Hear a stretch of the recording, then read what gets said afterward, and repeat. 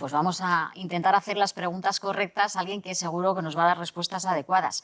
José Luis Sancha, ingeniero eléctrico, profesor de la Universidad de Comillas, uno de los mayores expertos en electricidad. Buenas tardes, gracias por venir.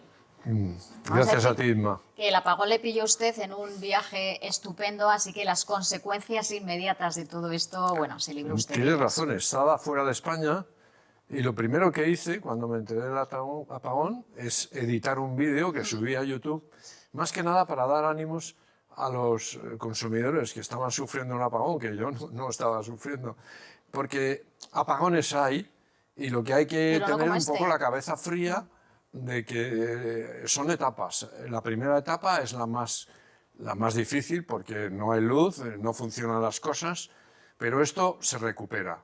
Recupera unas horas, un día, fueron menos de 24 horas, o sea que yo creo que la recuperación del servicio fue modélica en España, pero es la primera etapa. La segunda es lo que estamos ahora. Estamos ahora investigando las causas. Para que no vuelva a pasar, que es lo importante, bueno, ¿no? Para saber... No se puede asegurar que nunca va a volver a pasar.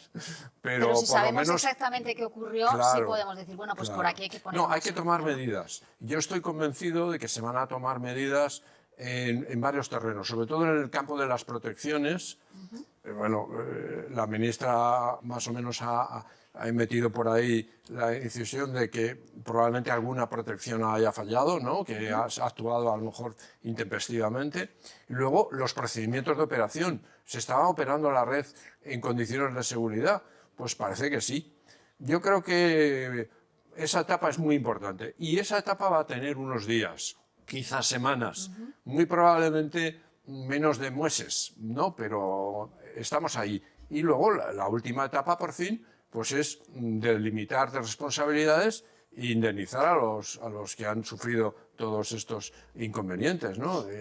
La ministra ha descartado el ciberataque, que hasta ahora el gobierno no lo decía con claridad, al menos ciberataque en lo que toca a red eléctrica, es lo que ha dicho. Bueno, la ministra ha descartado el ciberataque, muy bien. Ha descartado también que sea un problema de cobertura. Ha descartado que sea un problema de red. Yo creo que eso es bueno, empezar a descartar hipótesis. ¿Y qué nos son queda? De las primeras cosas que yo pedí. Descartadas estas cosas, profesor, ¿qué nos queda? ¿Dónde estaría una posible explicación? Bueno, ha mencionado dos temas que son claves, ¿no? Ha mencionado oscilaciones de la red, y ha mencionado sobretensiones. Si te parece, hablamos un poco de estas dos cosas que me parecen muy importantes. Las oscilaciones en la red, bueno, yo le dediqué precisamente mi tesis doctoral, o sea que es un tema que yo le veo con mucho cariño y es una cosa que sucede en las redes, sobre todo en las redes muy amplias. Europa es una red amplísima porque va desde Portugal hasta Turquía, de manera que puede suceder oscilaciones de ese tipo. ¿Y qué son exactamente las oscilaciones? No es preciso que suceda nada extraordinario. Simplemente la red es tan complicada y tan larga que hay una parte del sistema que oscila frente a otro. Son oscilaciones muy lentas. La frecuencia de la red son 50 hercios. Estas oscilaciones son lentas, de décimas de hercio. Y, bueno, está oscilando una parte del sistema contra otra. Normalmente, pues hablaríamos de que oscila la parte del este de Europa frente a la parte del oeste, Portugal y España, ¿no? Y no tiene por qué pasar nada porque eso está previsto y hay sistemas estabilizadores, se llaman así, que están sintonizados con la frecuencia de esa oscilación y amortiguan las oscilaciones. ¿Y qué puede provocar esas oscilaciones? Bueno, no sabemos muy bien lo que puede oscilar.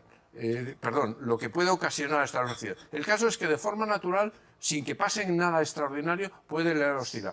Si nos presentamos, por ejemplo, son unas masas con unos muelles, pues basta con que venga un ligero viento en un momento dado y aquello se pone a oscilar. De manera que eso sería por el lado de las oscilaciones. Puede haber oscilaciones, pero deberían estar previstos los sistemas de amortiguación debidamente sintonizados. Y luego ha hablado de las sobretensiones. Las sobretensiones es un problema que ahora mismo en España pues no estamos acostumbrados, ¿no? Pero hace unos años pues eran normales. En nuestra casa teníamos incluso los estabilizadores porque la tensión de la red pues subía y bajaba, ¿no? Y en principio no tiene que pasar nada malo. Por ejemplo, en casa tenemos la tensión nominal 230 voltios, pero es admisible más 10% por arriba y menos 10% por abajo. Y no debe pasar nada. Pero si esos escalones se superan, pues entonces, si se supera por arriba, pues el aislamiento de las cosas, imagínate una plancha o cualquier electrodoméstico, pues el aislamiento se perdería, porque no está previsto para esa tensión, y entonces tendríamos un cortocircuito. De manera que todas las cosas están protegidas para la sobretensión, porque la sobretensión lo que produce es que el aislamiento deja de funcionar y tenemos un cortocircuito. Entonces, todos los sistemas de la red están protegidos para sobretensiones. O sea que la sobretensión es lo que podría explicar por qué, digamos, no hubo una protección dentro del territorio, igual que vimos que Francia se desconectó automáticamente. Ahí enlazo con lo que están diciendo las empresas eléctricas con toda razón, que los equipos se protegen frente a las sobretensiones y se desconectan, porque si no se protegieran se quedarían achicharrados. Entonces es lógico, pero claro, esa no es la causa, o no siempre es la causa. Es decir, que hay que distinguir entre la cronología de sucesos y las causas del suceso. Entonces, el que se vayan tres grupos de generación, yo tengo aquí apuntado, en 22 segundos se fueron 2 gigavatios, pero esa no debería ser la causa. Entre otras cosas, porque el sistema europeo está previsto que se pueda desprender hasta 3 gigavatios de generación sin que el sistema pierda la estabilidad. De manera que yo más bien considero que eso es una causa, es una consecuencia, pero no la causa de los esto apagones. que hablábamos de, han caído 15 en menos de 5 segundos, y esto no sabemos qué ha pasado, pero esto Bueno, no hay en quien lo 22 aguante. segundos se caen 2 gigavatios, que son 2.000 megavatios. Eso no debería producir un apagón. Esto en las plantas estas que hemos visto. Esto en las plantas que ha señalado la ministra Sara Agersen, que son en Granada, en Badajoz y en Sevilla. Pero es que eso es a los 22 segundos. Y luego empieza el deslastre.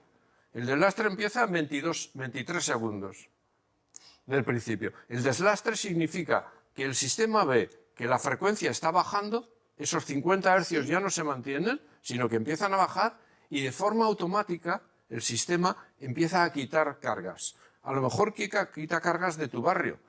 En el último apagón que tuvimos en España, en el 2001, pues mucho carga de Valencia y de Madrid se desconectan automáticamente y son zonas seleccionadas previamente para que en cualquier bajada de frecuencia se desconecte la carga para que se recupere la frecuencia. En estos días hemos tenido mucho debate de, bueno, es que había demasiada eólica y solar funcionando, más de lo normal, pues es que no había demasiada estabilidad porque faltaba algo de nuclear.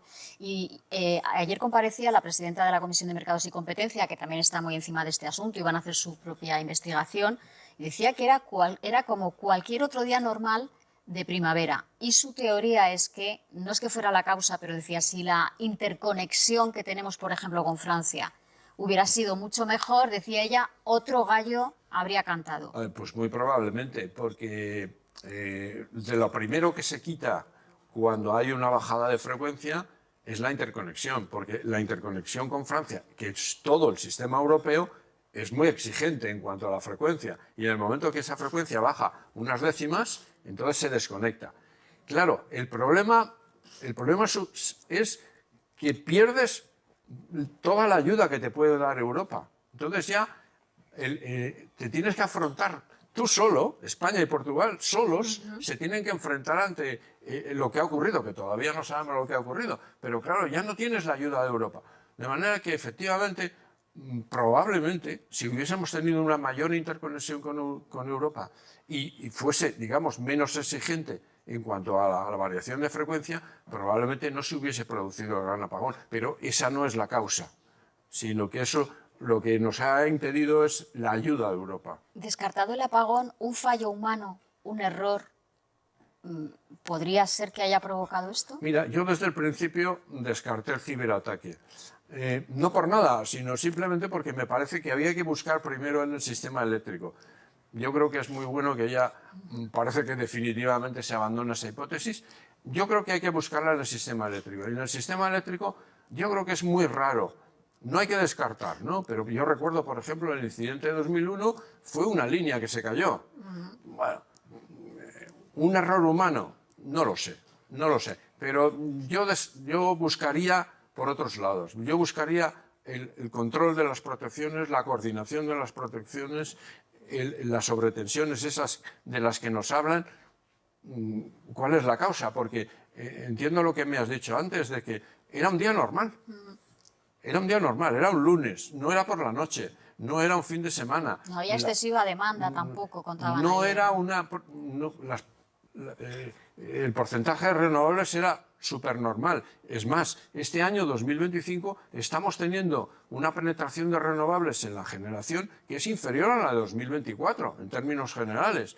De manera que no hay ninguna explicación, digamos, simplista que nos permita buscar rápidamente el culpable. Pues ahí seguiremos dándole vueltas a esta investigación, contando lo que vayamos sabiendo y esperamos contar con usted. Profesor Sancha, muchas gracias. Encantado. Hasta otro día. Gracias.